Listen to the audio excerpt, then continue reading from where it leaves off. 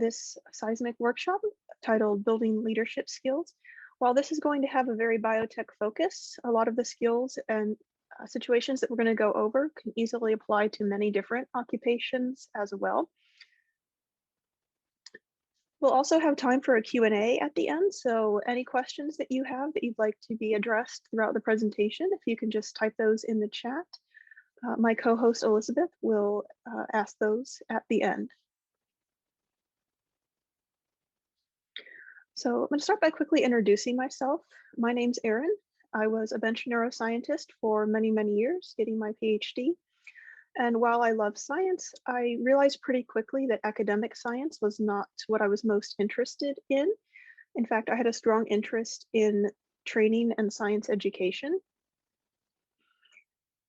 And so while I struggled initially to find my footing in that area, I've now found a position where I can facilitate career development programs like this with seismic and contribute to the careers of scientists who, like me, are potentially considering alternative careers and would like some guidance on how to establish themselves in a new career field.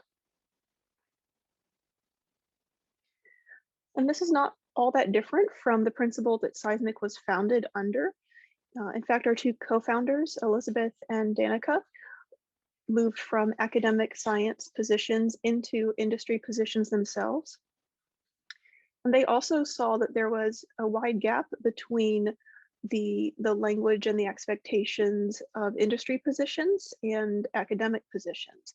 And because of this mismatch, there was a lot of strong talent coming from academia that was slipping through the cracks and not making it into industry positions.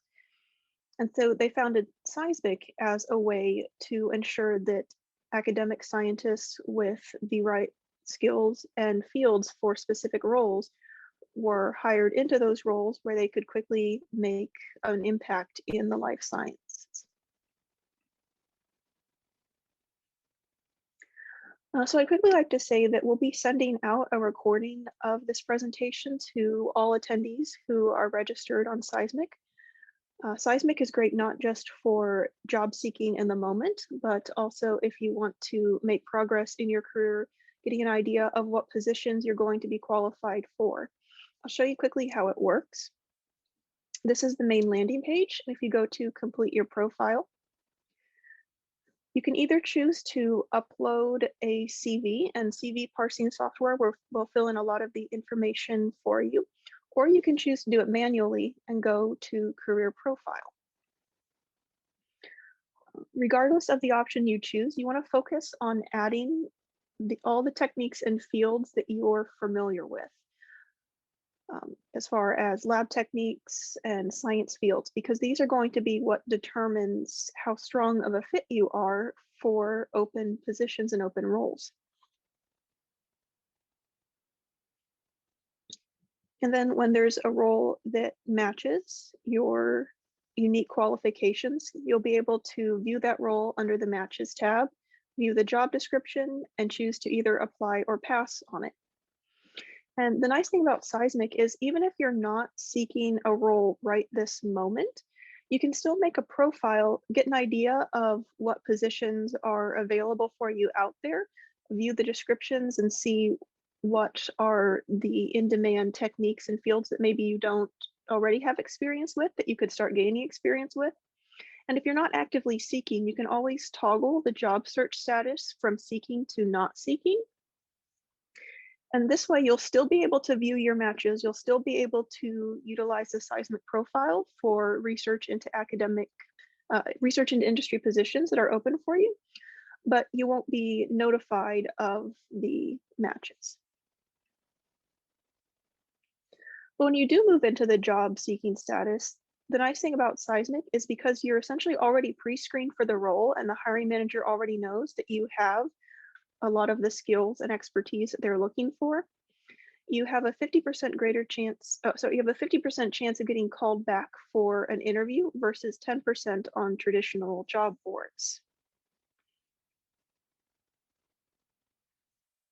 So again, If you'd like a recording of the presentation and if you'd like access to the industry knowledge and matching at Seismic, sign up for a profile at the end of the event. But now to move into the leadership skills. There's three main topics that I want you to keep in mind and really think about going throughout this presentation.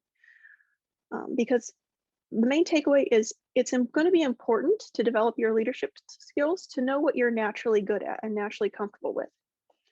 So the first step is to identify the type of leader that you naturally are. I want you to think about whether you are directive, whether you're a naturally supportive person, whether in a group you tend to take a more authoritarian role, whether you're the empathetic person in the group, and whether you'd qualify yourself as a good listener.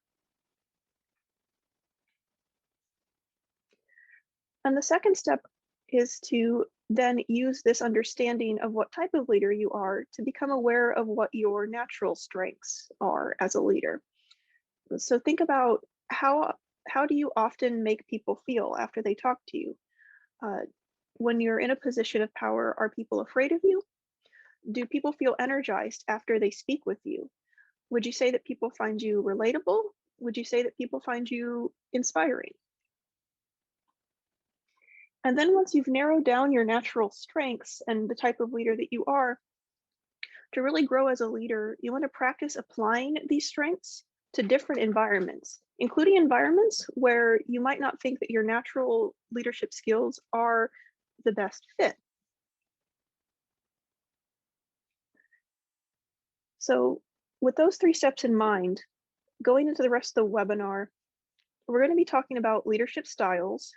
This will help you identify the type of leader that you are and what your natural skills are, the role of a leader, so how you would be expected to apply those skills and why leadership skills are important. And we'll close with talking about sharpening your leadership skills and how you can keep working to improve those natural leadership skills that you have. So the first step, identify what type of leader you are. This requires us to discuss who is a leader, what is a leader. In general, a leader is anyone who is in charge of inspiring a team towards a common goal. There used to be this idea of this great man theory for leadership. This is this idea that leaders are born, they're not made. But this has now been largely discredited and discarded because we now know that nearly everyone has leadership potential in them. And I also want to note before we go forward that you don't need to be a manager to be a leader. Team leaders come in many different forms, and a clear managerial hierarchy is not always the case.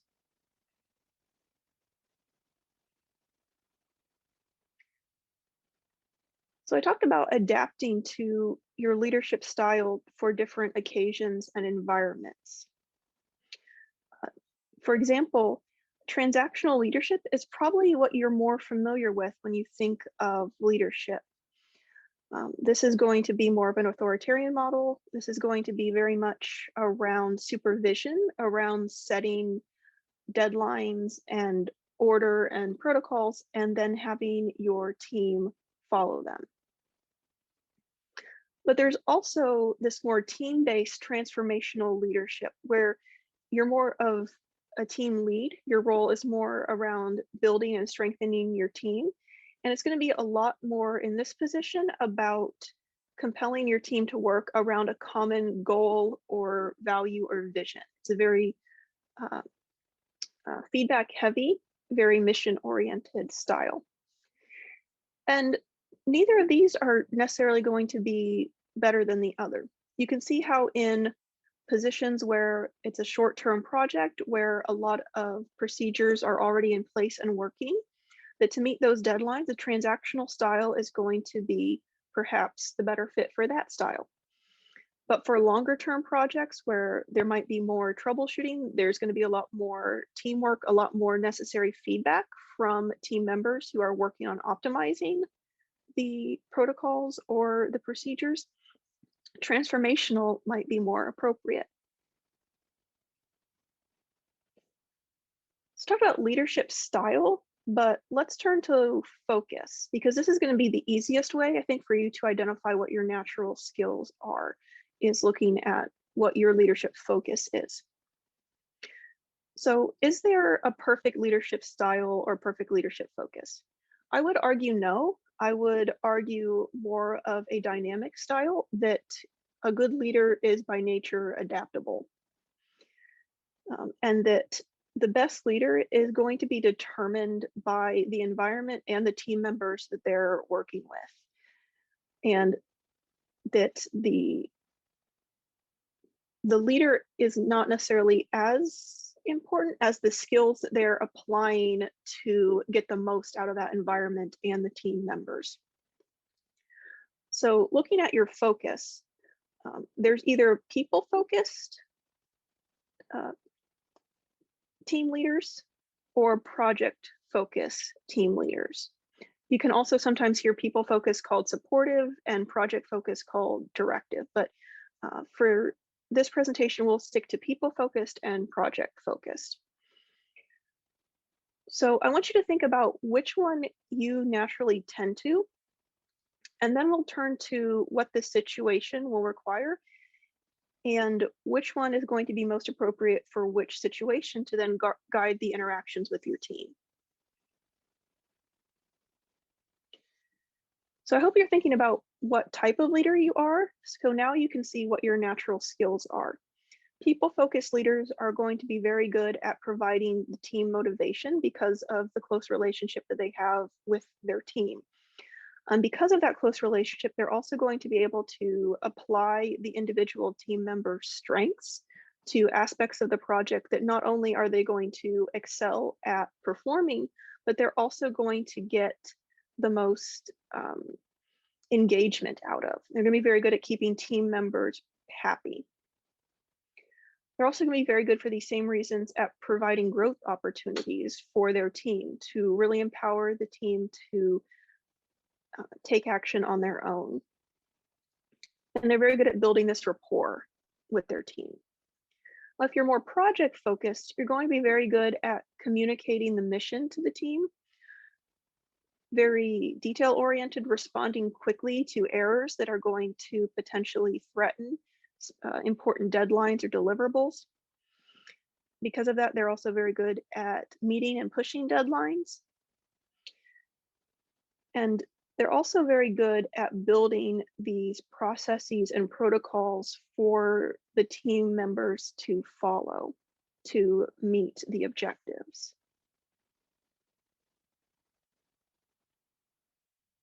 So let's quickly talk about what the role of a leader is and why it's important to apply your skills to a leadership position the best way possible. And the why is that we know that the majority of people who leave their jobs do so because of a breakdown in management or leadership. The old saying goes that people don't quit jobs, they quit their bosses. But it's also important to note that current research shows that this majority who leave because of management or bosses, it's not limited to direct disagreements or friction with the boss, but it does include other aspects of the work, which are the boss's responsibility. So they can also leave because they feel that there's a lack of direction. There's a lack of acknowledgement of their individual contributions, or that there's a lack of engagement with their work, that the boss or the leader is not communicating the bigger picture, the why, the mission, the reason to keep the team member engaged with the responsibilities of the job, to see their contributions.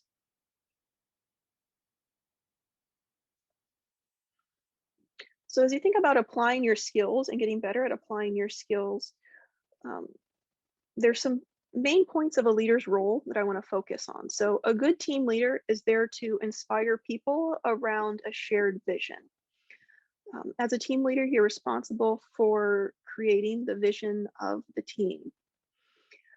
Using this, you can motivate your team either by reminding them that they're by setting goals for the team and then showing them and reminding them of how close they're coming to meeting those goals, and how that's contributing to the larger mission or vision. You can also motivate them again by bringing in this larger vision and showing how little things that they're doing that might seem insignificant to them are contributing to the shared goal or mission of the team. And this also goes a long way, not only to engage them in what they're working on, to also help them feel that their work is being acknowledged and appreciated. Now, the other half of this, a team leader is also there to empower their team. I would say that a team leader that if they leave for a day or if they have to take some time off, if the work completely collapses, they've not been doing well as a team leader because the team is unable to, for even a moment, function without them. And this goes both ways, right? So it's not only the team leader being able to trust their team, but also the team being able to trust that their leader will empower them to make some changes on their own. So to do this, you should establish a rapport with your team, listen to them, and then understand why they're doing the work that they're doing, because this will also help you to not only um, inspire them to meet the goals, but also it builds in a level of trust for you, for your team, that you understand that they're equally invested in the work as you are. I said that trust for empowerment goes both ways. So you want to also foster that trust between you and the team by opening a channel for honest feedback in real time. This is outside of employee performance reviews, but they need to feel comfortable bringing any issues to you, and you need to feel comfortable communicating issues as they arise to them so that they can quickly correct it. And keep in mind that you're not just a leader, you're the guide. So in empowering your team, you're also there to help them change obstacles into challenges to help them grow professionally and be a resource for them in that growth.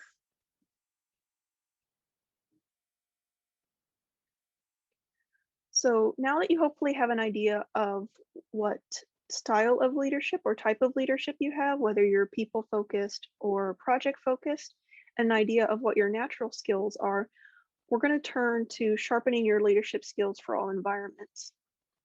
So there's going to be situations where a project focused leader is going to be primarily responsible for motivating and empowering a team, which might not be essentially playing to their natural strengths. And conversely, there's going to be times when a people focused leader is going to be put on a project where it's really important for deadlines to be met or for them to uh, deliver on the project.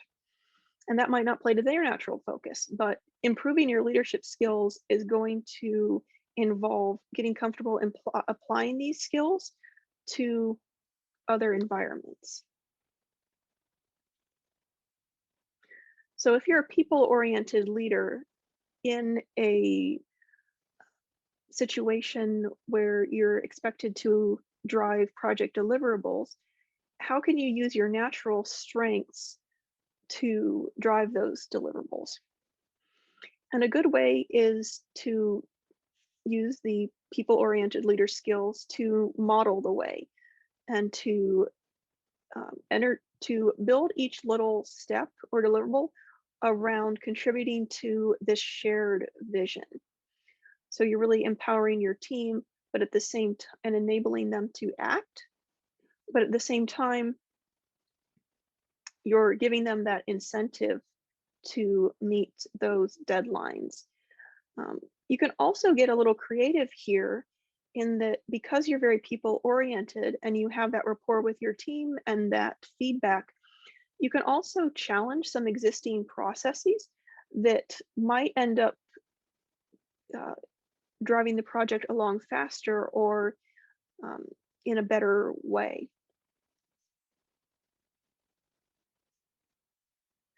But if you're a project-oriented leader who's found themselves in a role that's primarily around motivating people rather than meeting those tight deadlines, pushing a project forward around a set timetable, if it's a more open-ended project that's really focused on teamwork and um, individual ideas, how can you use your project-oriented skill to really motivate people? You can create a reward and incentive system. You can also, if you don't feel that your strength is motivating around a shared mission or vision, you can use your detail-oriented skills to motivate with an initiation of projects or around products that is going to provide that engagement for the team. Something that's something around more the intellectual engagement. But you also want to keep in mind that you want to provide people immediate feedback. Feedback is really going to give people the incentive, both positive and negative, not necessarily negative, critical, say, a critique. It's really going to provide them the incentive to improve, and not only improve their work, but also improve professionally. And that should really, again, that's a way a project-oriented leader can lean into that more people-motivated, where you're not only encouraging people to complete projects, but you're encouraging them to grow and become more adaptable, more effective team members.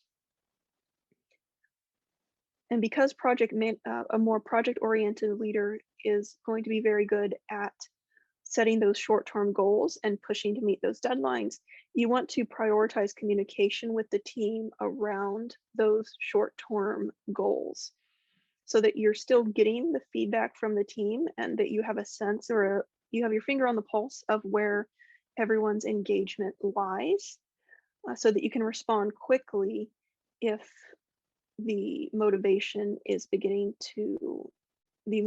engagement is beginning to lack.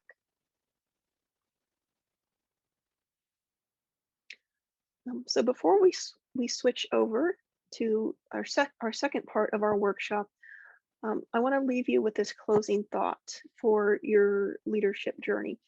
It's not just about yourself as a leader, it's also about considering your environment that you find yourself in as a leader and the team that you're working with. So at the start of each of these roles, I want you to think about what your own strengths are, and then also the context that you're finding yourself in. Is it a very team-focused and a very people-focused management style, management environment, or is it a very project-focused management environment? And then also pay attention to what motivates the team and the followers. This is going to help you keep your team not only engaged with their work, but meeting those deadlines and project deliverables. And also practice your leadership behaviors and practice leadership behaviors that you're less comfortable with. Just because you're, say, a people-focused leader doesn't mean that you can't practice more of those directive type building processes, protocols type behaviors, and get good at those as well. They might not come naturally, but the more that you practice them in the right environment, the more comfortable you're going to get using them, and the more easily you're going to be able to respond dynamically as a leader, which is, again, really what's going to determine your leadership success, is how dynamically responsive you can be to the environment and your team. I've also included some resources that I used to create this presentation. These are going to be less on the advice and more on leadership theory. So they're in the presentation if you are interested in reading a little bit more. They're going to be, again, less advice, more if you really want to learn more about the idea of leadership and the role of leaders overall. In 2003, I came from India. I came directly to Boston. And since 2003, I've been calling Boston my hometown. Okay.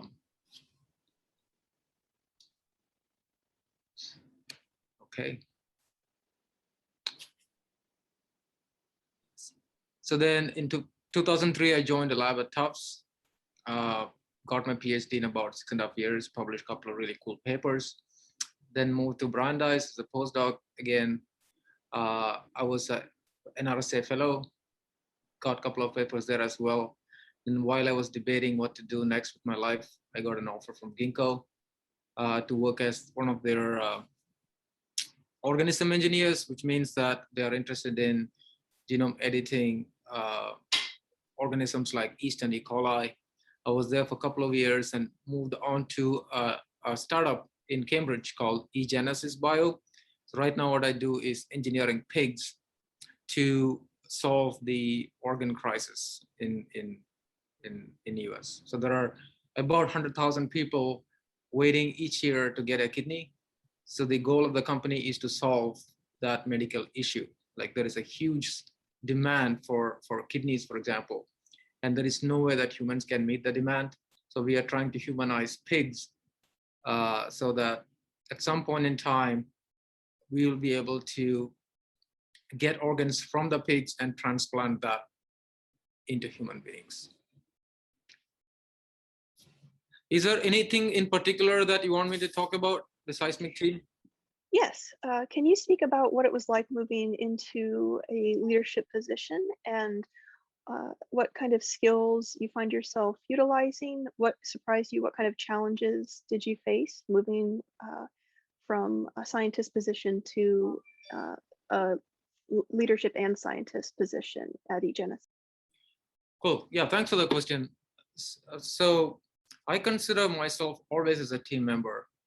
So the way that I started developing my leadership skill sets is starting from my PhD, where always there will be PIs interested in, for example, you want to mentor an undergrad. So I'm sure like you must have gotten, some of you at least, must have gotten emails about, hey, do you want to mentor an undergrad? So I took an active role in saying yes to those mentorship opportunities. So whenever my PI, for example, my PhD PI at Tufts would ask, would you like to mentor an undergraduate? I always would say yes, meaning that I always was interested in building a team. So what does a team mean? For me, a team means someone I can trust to attain goals. So instead of being an individual contributor in many companies, you are better off or you're more productive as a team. So I was always interested in building trust between members so that I'm not just an individual contributor, my entire team contributes to your project. And as you know, multiple people are more productive than a single person can ever be. So the challenge for me is, again, for all of us, right? If you're saying something, how does the other person know how to not to second guess you? So the challenge always is, anywhere you go, is to build trust. Like, how can the other person, be it your junior colleague, your senior colleagues, like your peers, how do they know to trust you or not? I think it comes from persistence, right? You really need to show transparency. You really need to show sincerity in your work, and they need to know that you actually wish well for them. These are so-called soft skills that I don't think academia teaches you, but you sort of develop along the way. Does that make any sense, Erin? Yes, I believe it does. So you spoke about developing trust with your team. How do you then evaluate not only your team trusting you that you want the best for them, but how do you then build trust in your team to be able to get their job done without necessarily you having to tell them to do it? It depends, like you spoke about the context. So it really talks, I think it all depends on the company that you join. Fortunately, the company that I'm in at eGenesis, my boss has worked at many pharma companies, and she's very well trained in being a good mentor, meaning that as soon as I joined, I was asking her, what does it take me to get to the next level? And she was being always super transparent about that. So it may not be the case in many other companies, at least the where I am at right now. It's very clear to me what I need to do to get to the next level. And I make sure that my junior colleagues know about that as well. Like, what do they need to get to the next level in their career?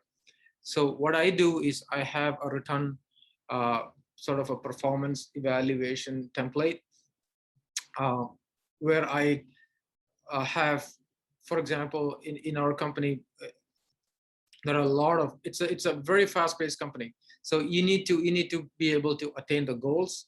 At the same time, you need to be able to show the team members that if you attain these goals, this is where you're going to get, and this is how you're going to grow.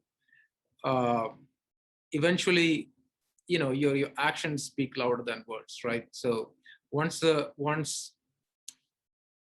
those things are accomplished, and once they get the raise, the promotion, the bonus, uh, in whatever way that you can support them, if they feel that you are being supportive, eventually you build trust. It's a process. It's not, 1 or 2 days of process, right? It takes years to build trust.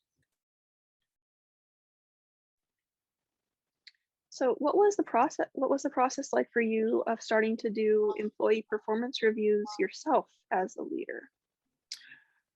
I will tell you the comparison between my previous company and the current company. So the previous company, it grew super fast in no time. So there was no performance evaluation template. We all just did whatever we could do at that point in time. There was no clear goals. There was no, what do you call this, OKR, like objective and key results. For example, what is our objective? What is our clear goal in mind? These things were not communicated. Versus in my current company, these goals are very clearly communicated. Like, what are the things that we need to achieve? If you achieve them, how are you going to get rewarded? So this gets communicated to me by my boss, and then when it comes to my team, I communicate my goals, and my junior colleagues communicate their goals to me. So that we make sure we're all on the same page. To be very transparent, to be open, to be radically candid is very important when you have to build trust. You should be able to give positive and negative feedback with the utmost sincerity possible. And I ask my team members to give me feedback, and I give them feedback in return. And it's a two-way process. It's not, a one-way process, right? I might be a bad manager, and if I'm doing something not too good, I need to be able to know, and I need to be able to absorb what my junior colleagues are telling about my management style. And if I need to change my style, I need to change my style. You mentioned hearing feedback from your team members as well about refining your management style. What would you say is the best piece of advice you've gotten as far as the type of leader that it's made you, or things that maybe you weren't considering at first? It's a very complicated question, Erin. I think for me, the challenge has always been my team is composed of people who are super top performers, meaning that they go beyond their way or beyond their sort of call of duty to deliver some things. So then the challenge has always been, how do you reward these members, right? They are not working 9 to 5. They're working a lot more than they're required to do. But when you know that they're able to deliver like amazing results, the way that I do this would be to go to my manager and say, look, these guys have been doing amazingly well. My team members have been going beyond what they have been asked to deliver amazing results. So how do we reward them? This is always a challenge in companies. For example, bigger companies, you might not get a raise every year. You might not get a bonus every year. You may not get either a title raise or a salary raise every year. So these are challenging things for the managers to think about. Meaning, if your team members do deliver, not 100% but 200% of what they've been asked to do, how do you reward them? I mean, it's super challenging if we are not able to do a good job as a manager. One more question from me, and then we're going to move to the group questions, if that's all right. But have you ever had to deal with you mentioned your team's very high performing. Have you ever had to deal with a underperforming team member or a poorly performing team member? And if not, let's say, hopefully not, but let's say that one day you have to, what advice would you give to someone on how to deal with that situation? In my situation, at least, it was not underperforming as much as coming with a different set of skill sets. For example, I have about 5 or 6 people reporting to me. I say 5 or 6 about, meaning that some of them are in the process of joining my team. So when I hire, or when I recruit people, I don't get feedback from 1 or 2 people. I make sure I get feedback from at least 20 people. So then I know when I hire them that they are the right fit. So this takes a long time. This is why in many companies, it's a long process to get hired. It's not just enough that you are technically skilled. To me, it's also important that they are a good team player, that we are all aligned on the same goals. So in my team, there are people who are highly trained in molecular biology skill sets. There are people who are trained in, project management skill sets. So my challenge is to manage really technically skilled people. And some of them may lack some of the soft skills that are needed. So always my challenge has been, if a person, for example, is an individual contributor, my challenge has always been to ask them to work with others so that they can collaborate. And that collaboration I want it to be very, very fruitful. So usually when you work in academia, let's say you're doing a PhD, most likely you're an individual contributor to that paper. Let's say maximum you're collaborating with 5 or 6 people. You're co-authors on the paper, right? Versus when it comes to a team, you are collaborating across the team. You're collaborating with multiple vendors. So soft skills come into picture a lot. So and most of us who come out of academia, freshly into industry, are not trained or coached into those soft skills. So this you learn along the way. It's a process. So for me, the challenge has always been not underperforming as such, but people come with different skill sets. So you have to give them the right feedback so that they can address some of the deficits that they have. Thank you. Now we've had quite a few questions come in. Elizabeth, do you want to read some of the top questions? Yeah, so thank you very much, Erin and Ranjith, for all of the advice and knowledge that you shared. And we do have a lot of very interesting questions. So I'm just gonna ask some of the questions and read off the list here. So the first question is, Ranjith, what kind of tools do you use to get or give feedback? I know a lot of managers and employees are very intimidated by reviews or feedback. And so what kind of process or tool do you use to reduce that anxiety or make it more approachable? As soon as I recruit people, the first thing that I do is to share my performance evaluation so that they know that this is what my manager has done to improve my standing in the company, right? So I have a set of goals that I've written down that I will achieve this coming quarter, for example. And that is in mutual agreement with my boss. So my boss and I would have decided this particular quarter, these are the things that we need to get done. And then we have one-on-ones every week where we align. And then if we align on the same goals, that sort of gets signed off. Say, these are the things that we need to get done. And if I share that to my junior colleagues, they know that they could trust me in being very transparent about my goals. So I think my currency is transparency and honesty in what does it take to progress in your career? What does it take to progress in terms of acquiring knowledge? And even it comes to, let's say they want to switch from my company to go to another company, I clearly say I'll support them all the way. If they're not happy at eGenesis, if they're not happy in my team, I say, please tell me. I'll make sure that my goal as a manager is to make their life happier, not more miserable. And I try to communicate that with as much honesty and sincerity as possible. Thank you. That's very helpful. And it's really, I think, useful for your direct reports to see your performance evaluation. Yeah. Because I don't think that's something many people do. So next question. Well, I want to say that my boss does the same thing to me, so that I know how she has been evaluated. I know what her goals are. When she communicates that to me, I know that I can trust her. That's a good point. So next question. What do you do when managers don't reward people's work when they go above and beyond? So what would your suggestion be for someone who feels that their work is not getting recognized? Well, I left, right? That's what I do. So like Erin was saying, you quit managers. Sometimes when you're unhappy, that's when you leave the team.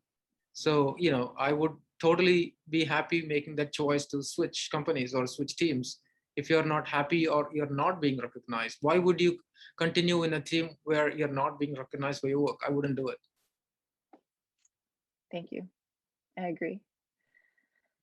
And from Cindy, what type of leadership roles should we seek out, or would you suggest graduate school students seek out to be viewed favorably in industry? So when you're evaluating candidates, what do you find valuable in terms of leadership experience or leadership roles? Most of the time when the candidates get their foot, so let's say into the interview panel, the first thing that people look for are technical skill sets, hands down. I mean, that's the first point where you get evaluated, right? Your technical skill sets are super important for the company. That's how you get an interview in the first place. And then once everyone knows, once you're coming for the interview, your technical skill sets are pretty solid. Then you are quizzed on when you give a talk, when you're giving a seminar, when you're discussing science projects with colleagues and your superiors. I guess they're not only looking for your technical skill sets, they are looking at whether you'll be a good fit. Good fit meaning, are you able to work as a team member? Can other people trust you to do a good job? My favorite analogy is playing soccer. Like if I'm playing soccer and someone randomly comes and asks me, hey, can I join your team? It's very difficult for me to say yes right away until I consult with my team members and ask or assess the other person's skill sets, right? You need to be able to pass the soccer to the other team player to score a goal. So many of the steps in the interview process is really examining whether this person will be a good fit as a good team player. It's a very subjective decision sometimes, right? But it sounds like if you have roles or leadership roles where you can demonstrate or tell stories about how you worked on a team or collaborated, that would be a plus in the interview process. Absolutely. Many times these questions are asked, and a lot of the times I think candidates don't spend enough time giving examples of how they collaborated across teams, how they mentored someone, how they mentored an undergrad, how they work with, let's say, a PI across the lab, across universities. They don't bring up examples, but examples of collaboration makes a huge difference when you're interviewing. That's the only evidence that we are able to look at, right? Like how do I know given everyone's technical skill sets, let's say, are equal, then how do I know one person has a better collaborative skill sets, for example? Only if you tell me, I would know it, right? Right. Thanks. Okay, next question. How do good bosses make sure that people of various identities and protected characteristics feel welcome at work? So if you're religious or sexual minority or a person with disabilities, how can a good manager make sure that you're creating an inclusive environment?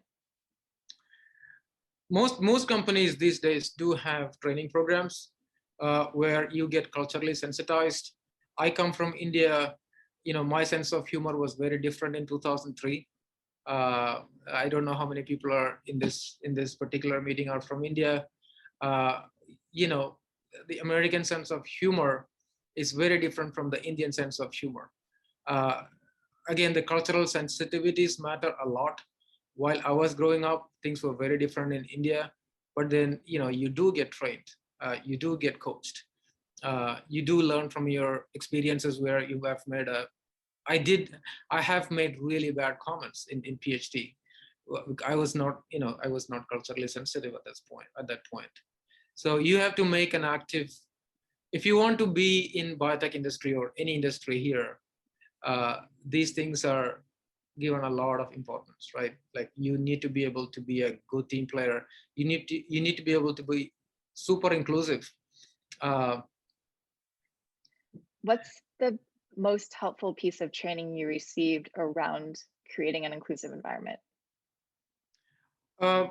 Company sponsored training programs. Some things that you're not aware of is made aware of by a professional giving you training. I don't assume that I'm the perfect person. I might have my own biases. So how do you know that you are biased about certain things, right? Like everything else, you get educated by someone who is very knowledgeable about this subject. So at Ginkgo, at eGenesis, I'm sure in any biotech company that you go, with their salt, they will get you a training to be culturally sensitive and be a very inclusive person. Especially living in New England, I think all of us are very lucky and fortunate to have this amazing inclusive environment around here. Following up on that, do you have any tips on, as a leader, how you would address conflicts while trying to reduce your own implicit biases? Could you give me a specific example? So if you have two people on your team, for example, in conflict with each other, a manager or a leader might kind of feel more affinity with one of the reports or one of your team members. And how can you really examine, or do you have any suggestions for how you can really examine yourself to make sure that you have valid evidence for why you're taking a stance, rather than perhaps just having an affinity bias towards one of your team members? I believe in complete transparency. I believe in complete honesty about why things are, let's say, how tasks are assigned, how goals are assigned, how each one gets promoted. These things, if I don't communicate, then my team members most likely will start second guessing me. So most of my steps are, most of the things that I do are things that can help reduce people's tendencies to second guess. I would love to reduce gossips. I would love to reduce rumors. So whenever there is a conflict, I try to put them in a same room with my boss, so that we all communicate like professionals and understand why this is being done in a particular way. And that takes away conflict in most of the cases.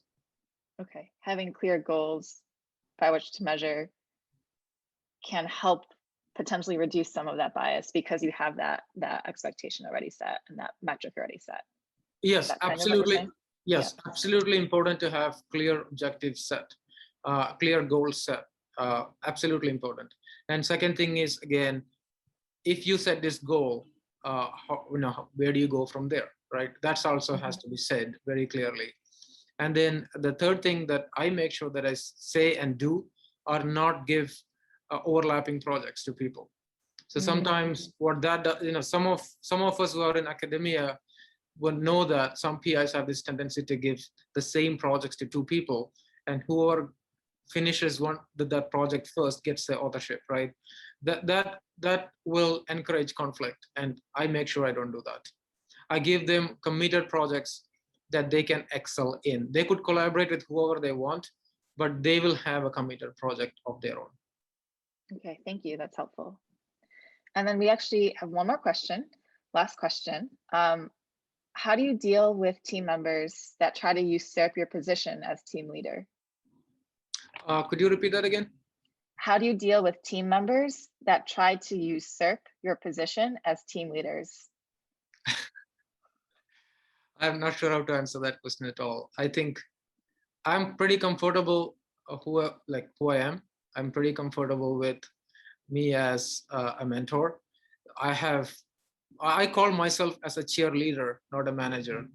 So my team members know me as a cheerleader, not as a tough manager or a micromanager. I tell them I am happy if they get a promotion. I'm happy if they get a raise. I'm happy if they get a bonus. I'm happy if they go to another company with a better position. So I make it very clear that companies don't last as long as people. So I tell them my role in the company is to be a very good mentor. Bottom line is I want to see them succeed. So if they are a better manager than I am, I'm totally happy them to be a leader. Why not, right? Like if I'm doing a good job, everyone should see it. If I'm doing a bad job, I'm totally happy to give away my leadership position. And it doesn't do well for the company if I'm a bad manager anyway. So I don't consider it as usurping my leadership role. I would consider that as an honest feedback. If someone says, "Look, Ranjit, these are the bad things that you're doing," I'm willing to accept it. Thank you. And then we did have one more question. If you could answer in the last minutes. How do you ask for feedback, and with examples of some specific sentences of how to ask for feedback? So how would you like your reports to ask for feedback from you? I believe in this book. I don't know who has read it. It's this book is called Radical Candor, meaning don't beat around the bush, right? If you have to give me a feedback, give me the feedback without being personal about it. So I have one-on-ones every week with the people who report to me. And then I ask them, what can I do to make their life better? What can I do to reduce some of the pain points in the workplace? And I ask them, give me specific steps that I could do to make their life easier and happier in the workplace. And I ask that feedback, I write it down, and then I make sure that when I go to the next meeting, the next week, I make sure that I've addressed those concerns. And then I do the same thing with my boss, and then my boss asks me the same thing with me. So we are all, communication, sincere communication, and then very candid communication is super important if people have to trust you, as a leader. Understood. Thank you very much. That's very helpful. You're welcome. And with that, I'll turn it back over to Erin. Yeah, thank you so much, Ranjit. This is very helpful information. I'm sure everyone here was very grateful to be able to ask all their questions to someone who has firsthand experience. So thank you so much for coming. Thank you for inviting me.